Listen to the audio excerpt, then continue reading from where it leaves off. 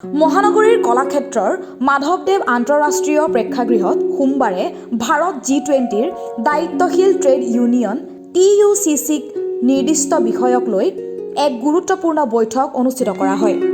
G20ৰ বৃহত্তৰ পৰিসৰৰ মাজত সমাজৰ সকলো অংশক সামৰি সকলো গুৰুত্বপূৰ্ণ বিষয়সমূহৰ আলোচনা কৰাৰ লগতে শ্ৰমিক শ্ৰেণীৰ জ্বলন্ত সমস্যাসমূহৰো আলোচনা কৰা হয়।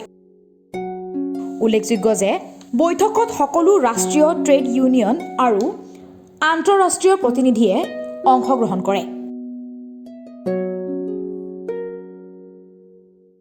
आज ये G20 के अंदर L20 का फ्यूचर ऑफ वर्क के विषय पर यहाँ ये कार्यक्रम हो रहा है और ये कार्यक्रम बहुत ही ऐतिहासिक है। आप जानते ही हैं कि L20 का पहला मीटिंग अमृतसर में हुआ था, जो कि पिछले 19-20 मार्च को हुआ था, और उसका जो समिट होगा वो समिट 22-23 जून को पटना में होगा। इस पीरियड में ये तय हुआ था कि पूरी G20 कंट्रीज़ के जो मज़दूरों की समस्या है उनको लेकर के पूरे भारत में चर्चा होनी चाहिए और क्या क्या चुनौतियां हैं और कैसे उनका रास्ता निकलेगा समाधान का, इसके विषय में बातचीत। तो आज ये जो फ्यूचर ऑफ वर्क है, आप जानते ही हैं कि ओला, उबर, इस तरह के जो ऐप बेस्ड प्लेटफॉर्म्स हैं वो आगे बढ़ रहे हैं।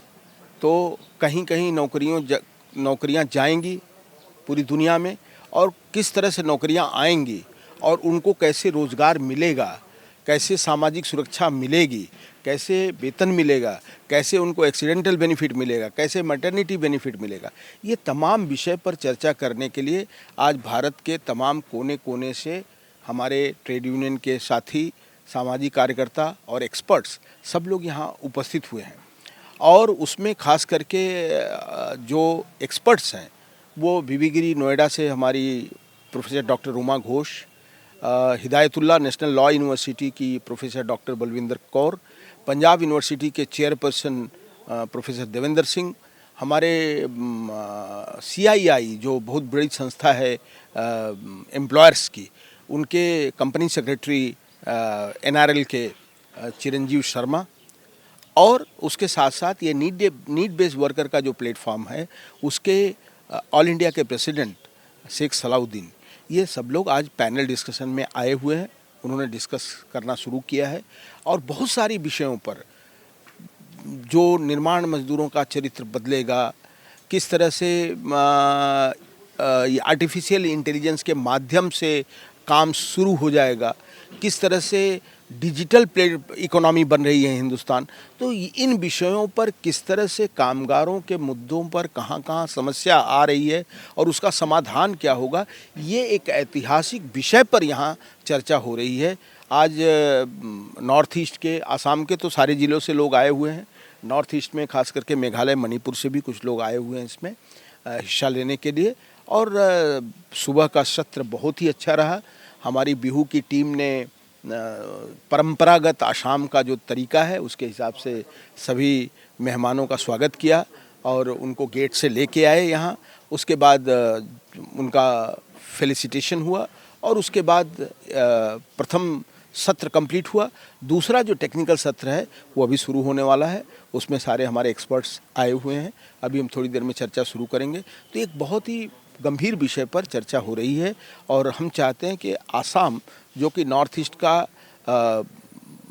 मुख्य द्वार है, अगर असम के लोगों को इस विषय पर जानकारी हो जाएगी तो मुझे लगता है कि धीरे धीरे नॉर्थ ईस्ट में सबको इसकी जानकारी होगी। इसलिए इसके बारे में सबको सचेतन करने के लिए, अवेयरनेस करने के लिए हम लोग इस कार्यक्रम को मजबूती के साथ कर रहे हैं। मैं SP तिवारी, राष्ट्रीय महामंत्री TUCC और ESIC भारत सरकार का बोर्ड मेंबर भी हूँ। हमारे साथी हैं हमारे राष्ट्रीय अध्यक्ष हंसराज अकेला जी, हमारे यहाँ के असम के अध्यक्ष रत्नेश्वर गोगोई जी, और इस इवेंट के कन्वेनर हैं हमारे मोहन सोनोवाल, और डिप्टी कन्वेनर हैं हमारे मृदु पवन साइकिया। तो हमारी पूरी टीम ने बड़ी मेहनत करके इस कार्यक्रम को सफल बनाने के लिए प्रयास किया है। এইটো এটা ঐতিহাসিক আজি দিন যিটো আমি আজি বহুদিনৰ পৰা চেষ্টাৰ ফলত আজি সফল হ'ল। আজি অনুষ্ঠানটো প্ৰায় ফাৰ্ষ্ট ছেশ্যনটো শেষ হ'ল, second session technical section start কৰিম। ইয়াৰ জৰিয়তে আমি যিখিনি টেকনিকেল এক্সপাৰ্টে আমাৰ আজি তেওঁলোকে যিবিলাক ইনফৰমেশ্যন দিব, তেওঁলোকে যি ক'ব, সেই কথাৰ পৰা হয়তো ভৱিষ্যত আমাৰ এটা ভাল বাৰ্তা যাব। আমাৰ মানুহৰ মাজত বিশেষকৈ কি হয়, মানুহবিলাক যদিও মানে কৰ্ম কৰে খুব স্কিলফুল নহয়, তো স্কিলফুল আমি কিবা এটা ক'ৰবাত ছাকচেছ হ'বলৈ হ'লে স্কিল হ'বই লাগিব। তো ভৱিষ্যতে যদি এই কথাখিনি আজি G20 এক্সপাৰ্টে যিখিনি ক'ব সেইখিনি মতে যদি ফ'ল' কৰে, তেওঁলোকে ভৱিষ্যতৰ কাৰণে নিজকে তৈয়াৰ কৰে, তো ফিউচাৰ অফ ৱৰ্ক, ভৱিষ্যতৰ যিটো জীৱিকাৰ প্ৰফেশ্যন আজি যিটো আছে সেইটোতকৈ অলপ বেলেগ ধৰণে হ'ব বা বেলেগ ধৰণে ডিজাইন হ'ব, বেলেগ ধৰণে সেই সময়ৰ লগত ভৱিষ্যত আগন্তুক 10 বছৰৰ লগত তেওঁলোকে যদি আজি আহিব লগা সময়ত যদি সাজু হৈ ল'ব পাৰে, তেতিয়াহ'লে তেওঁলোকে আমাৰ অসমবাসীৰ কাৰণে, মানে আমাৰ যিসকলে এতিয়া ধৰি লওক ইয়াতে অংশগ্ৰহণ কৰিছে পাৰ্টিচিপেণ্টছ বা আমাৰ যিসকল নেতাই অংশগ্ৰহণ কৰিছে ট্ৰেড ইউনিয়নৰ হওক বা বিভিন্ন ক্ষেত্ৰৰ পৰা অহা মানুহে এই এক্সপাৰ্টৰ জৰিয়তে পোৱা জ্ঞানখিনিৰ জৰিয়তে ভৱিষ্যত সময়ত তেওঁলোকে যথেষ্ট তেওঁলোকৰ বাবে সহায়ক হ'ব আৰু আনৰ কাৰণে এটা ভাল বাৰ্তা যাব। তেওঁলোকৰ অভিজ্ঞতা যিখিনি ইয়াৰ পৰা লৈ যাব, সেই অভিজ্ঞতা তেওঁলোকে আনকো মানে বিতৰণ কৰিব, বিলাব বুলি মই আশা ৰাখিছোঁ। আজি অনুষ্ঠানত অসমৰ প্ৰায়খন জিলাৰ পৰাই আহিছে। প্ৰায় আমাৰ টাৰ্গেট আছিল 250জন পাৰ্টিচিপেশ্যনত, কিন্তু আমাৰ টাৰ্গেটতকৈ বেছি আহিল, 100জন বেছি আহিল। আৰু আমাৰ কেপাচিটিটো আমি হয়তো তেওঁলোকক বহুৱাব নোৱাৰিলোঁ, কিছুমান বাহিৰতো থাকিব লগা হ'ল, তেওঁলোকে বহি থাকিব লগা হ'ল। অসমৰ বিভিন্ন জিলাৰ পৰা আহিছিল, তাৰ উপৰিও অসমৰ উত্তৰ পূৰ্বাঞ্চলৰ অৰুণাচলৰ পৰা আহিছে, তেওঁলোকে ছিকিমৰ মেঘালয়ৰ পৰা আহিছে, মিজোৰামৰ পৰা আহিছে, তেনেকৈ বাকী মানে হেৰিৰ পৰা ষ্টেটৰ পৰাও আহিছে বুলি গম পাইছোঁ। হয়, আমি ভাৰতীয় মজদুৰ সংঘই যি আজি প্ৰগ্ৰেমটো হৈ আছে L20, আৰু ভাৰতীয় মজদুৰ সংঘৰ যিজন নেশ্যনেল প্ৰেছিডেণ্ট, তেখেতক L20 সৰ্বভাৰতৰ বাবে চেয়াৰমেনশ্বিপ বনাই দিছে। সেইকাৰণে ভাৰতীয় মজদুৰ সংঘৰ লিডত গোটেই ভাৰতবৰ্ষৰ ইউনিয়নবিলাক লগ লাগি, বিশেষকৈ TUCC এনেকুৱা ধৰণৰ ইউনিয়নবিলাক, ডাঙৰ ইউনিয়নবিলাক লগ লাগি এই L20 প্ৰগ্ৰামটো কৰিবলৈ গৈ আছে। আৰু এই L20 প্ৰগ্ৰামটোৰ মুখ্য লক্ষ্যই হৈছে ভৱিষ্যতত আমাৰ শ্ৰমিকসকলৰ কথা আছে, বা আমি শ্ৰমিকসকলৰ লগত কেনেকৈ কাম কৰি যাব লাগিব, শ্ৰমিকসকলৰ কি দুখ দুৰ্গতি আছে বা তেওঁলোকৰ যি প্ৰাপ্য, সেইবিলাকৰ কথা আলোচনা কৰাৰ লগতে বিশেষকৈ আগন্তুক দিনত শ্ৰমিকসকল আমি কেনেধৰণে সজাগ হ'ব লাগিব, সেই কথাটোৰ ওপৰত বেছি গুৰুত্বপূৰ্ণ আহিছে। দ্বিতীয়তে আজি ধৰি লওক এনেকুৱা ধৰণৰ হৈ আছিলে, আমি আগতে দেখি আছিলোঁ হাল মাৰি খেতি কৰিছিলে, কিন্তু আজিকালিতো ট্ৰেক্টৰ আহিছে, তাতকৈ উন্নত হৈ গৈ আছে কিছুমান। আগতে ধান কাটিছিলে কাঁচিৰেদি, আজিকালি কিন্তু নহয়, মেচিনেদি কাটিছে।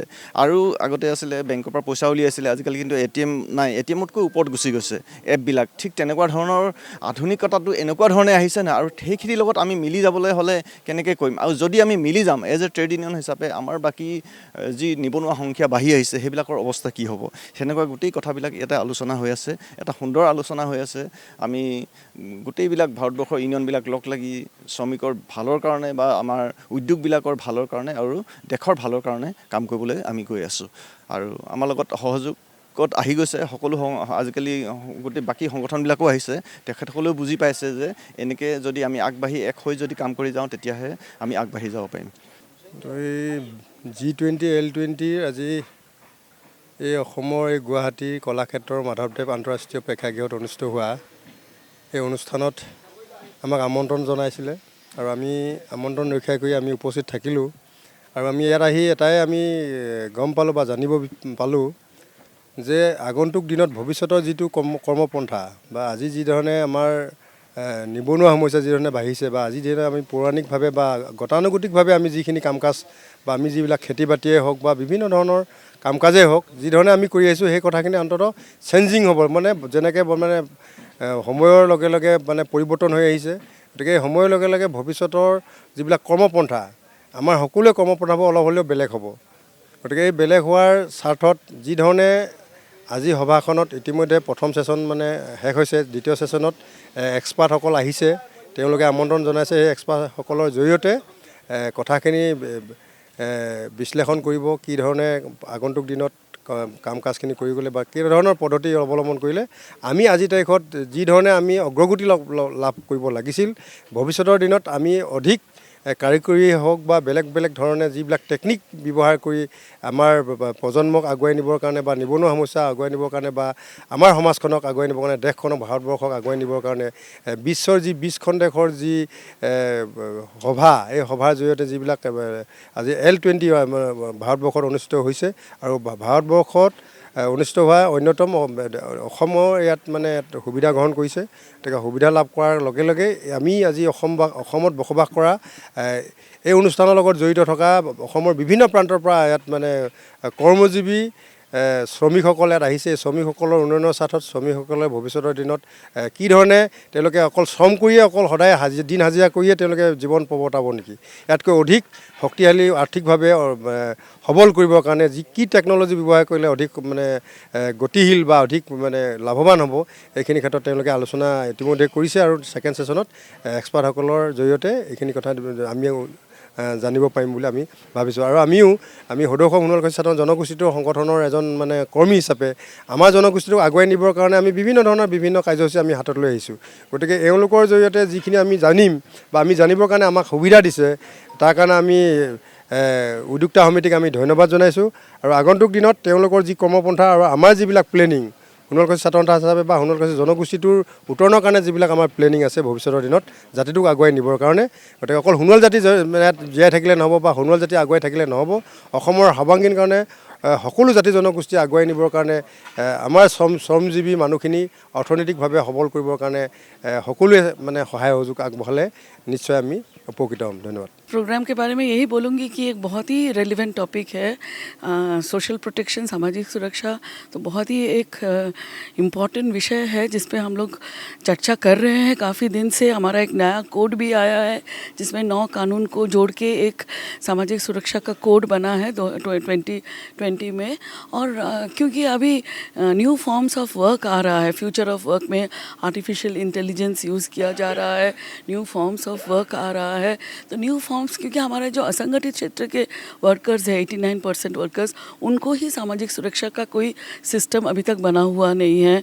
बहुत समय देखने को मिलता है कि कुछ सेक्टर में लोगों को बिल्कुल कोई सुरक्षा नहीं है और कुछ जगह पे उनके लिए 2-3 किस्म का, कभी सेंट्रल का कभी स्टेट का हो गया। तो कोई एक सिस्टमेटिक तरीका नहीं हुआ है असंगठित क्षेत्र के वर्कर्स के लिए। ऊपर से जो now it is increasing, informal sector असंगठित क्षेत्र इंक्रीज़ कर रहा है because new forms of work, gig work, platform work, ये सब आने लगा है। तो इसमें और ज़्यादा चैलेंजेस बढ़ जाएगा सामाजिक सुरक्षा का।